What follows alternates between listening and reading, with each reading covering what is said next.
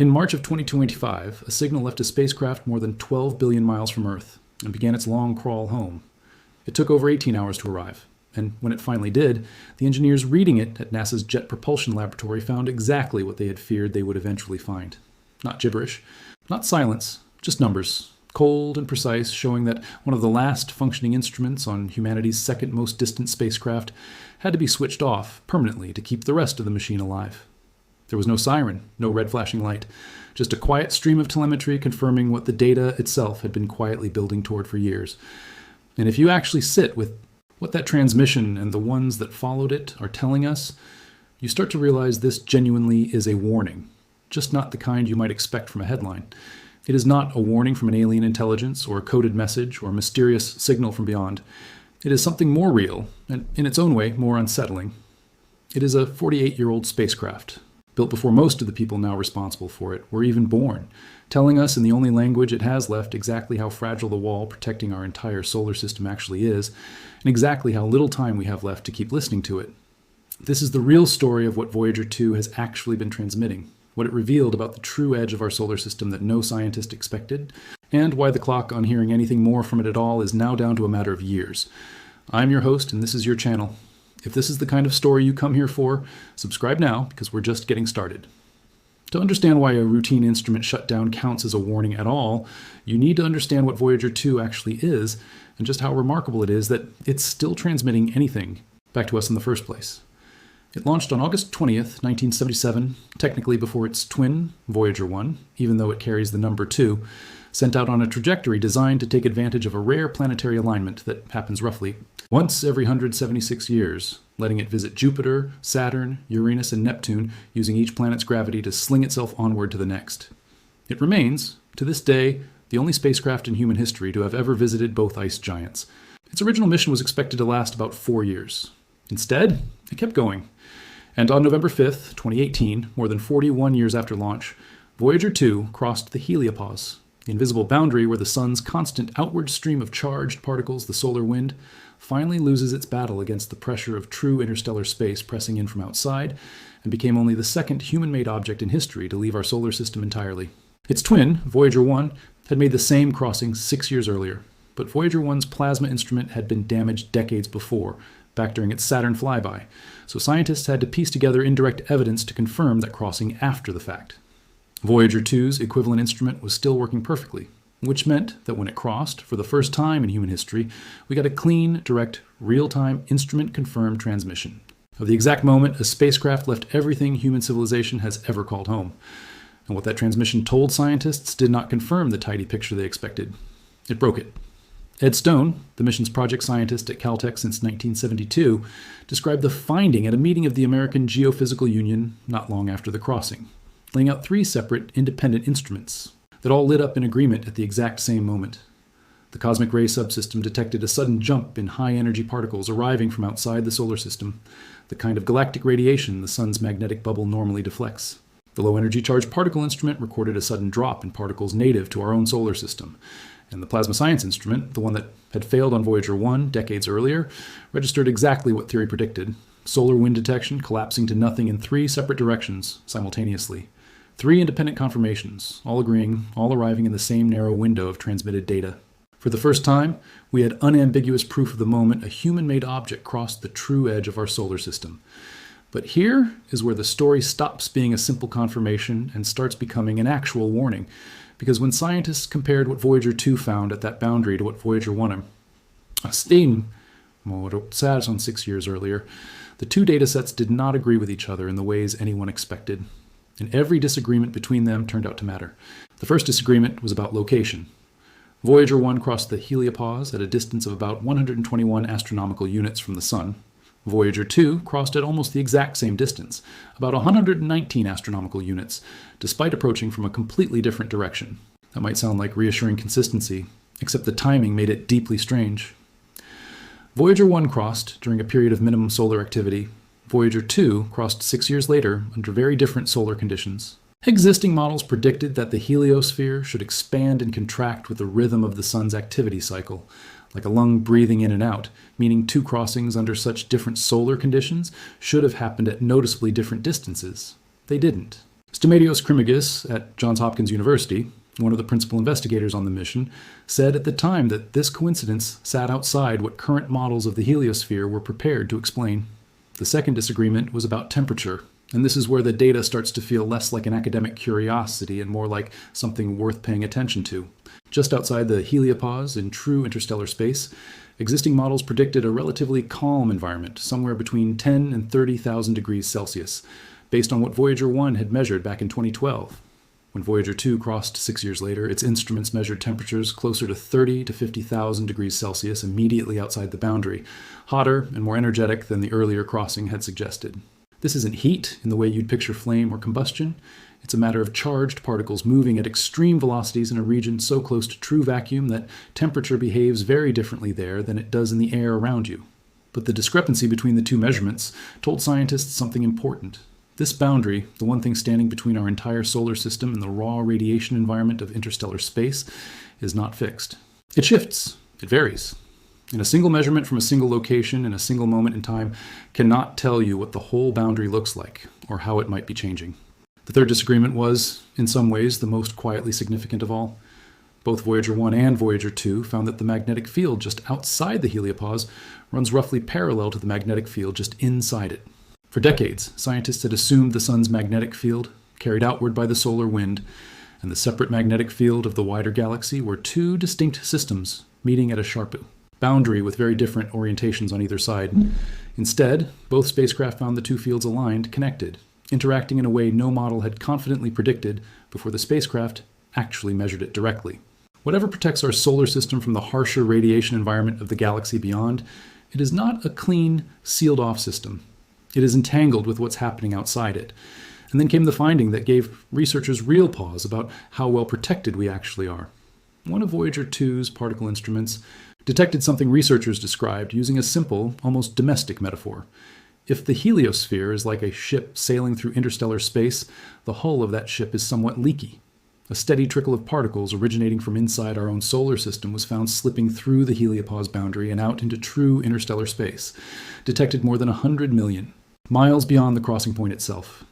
The bubble that separates everything humanity has ever known from the vast, dark ocean of interstellar space is not a perfectly sealed membrane. It leaks unevenly in ways that differ depending on exactly where along that boundary you measure it. Voyager 1, crossing near the front of the heliosphere relative to its motion through the galaxy, found a stagnation region where the solar wind's forward motion actually slowed to zero before the crossing. Voyager 2, crossing closer to the flank, found no stagnation region at all, but instead found the same porous, leaking boundary that its twin simply hadn't encountered in the same way. All of these findings, the puzzling symmetry and crossing distance despite different solar conditions, the unexpected temperature spike, the newly discovered magnetic boundary layer, the parallel magnetic fields on both sides of the heliopause, and the leaky asymmetric nature of the boundary itself, were published together across 5 separate papers in the journal Nature Astronomy in November of 2019.